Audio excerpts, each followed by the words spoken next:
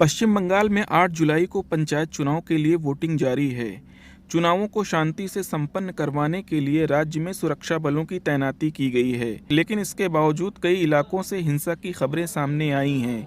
कूच बिहार और मुर्शिदाबाद में टीएमसी और कांग्रेस कार्यकर्ताओं में झड़प के साथ राज्य में 7 लोगों की मौत हो चुकी है, जिसमें बीजेपी, टीएमसी और सीपीएम के कार्यकर्ता शामिल हैं।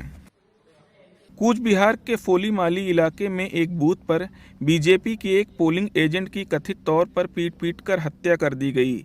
इसके अलावा एक पुलिसकर्मी भी गंभीर रूप से घायल हो गया।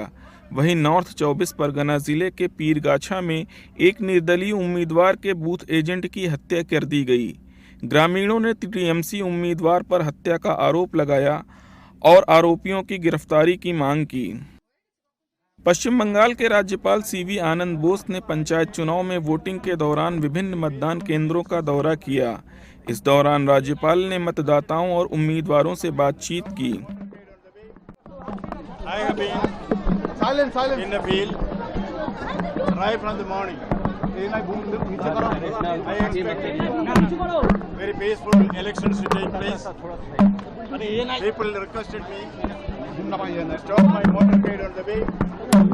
There are lots of things still.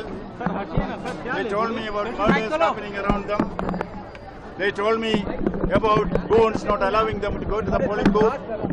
They told me about presiding officers not cooperating with them, not listening to their complaints. I was told that murders are taking place, gunshots are heard, people are beaten to death.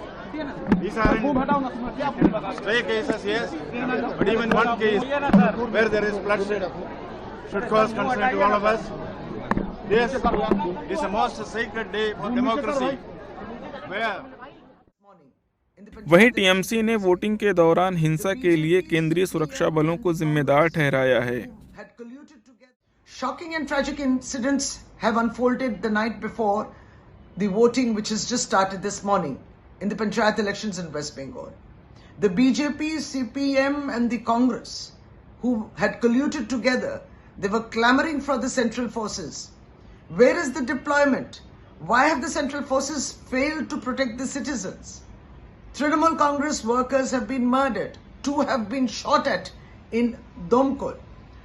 And those who were asking for deployment, and they were saying that these central forces were the guardians of peace.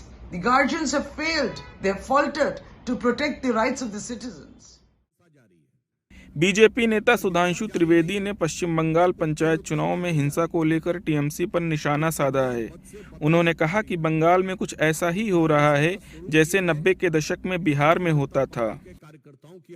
देखिए, बंगाल में लगातार हिंसा जारी नहीं है, वर्षों से हिंसा जारी है, और हिंसा जारी नहीं है, उत्तरोत्तर बढ़ती जा रही है। स्थितियां बद से बदतर होती चली जा रही हैं, और हिंसा का स्वरूप यह है कि भारतीय जनता पार्टी के कार्यकर्ताओं की हत्या हो रही है, कम्युनिस्ट और कांग्रेस कार्यकर्ताओं की भी हत्या हो रही है। और इतना ही नहीं, आप सोचिए कि बंगाल को उस मुकाम पे ले जाके पहुंचा दिया है कि तृणमूल कांग्रेस के गुट आपस में एक दूसरे के विरुद्ध हिंसात्मक कार्रवाइयां कर रहे हैं। पश्चिम बंगाल में कड़ी सुरक्षा के बीच सुबह 7 बजे मतदान शुरू हुआ। मतदान शुरू होते ही हिंसा की खबरें आने लगीं। राज्यों में सुरक्षा बलों की हिंसा पर काबू पाने की कोशिश जारी है। वोटिंग के दौरान हिंसा होने से मतदाता डरे हुए हैं। So watching the video, if you like it, please press the like button, share your views in the comment section, and please subscribe to India News TV for more such updates.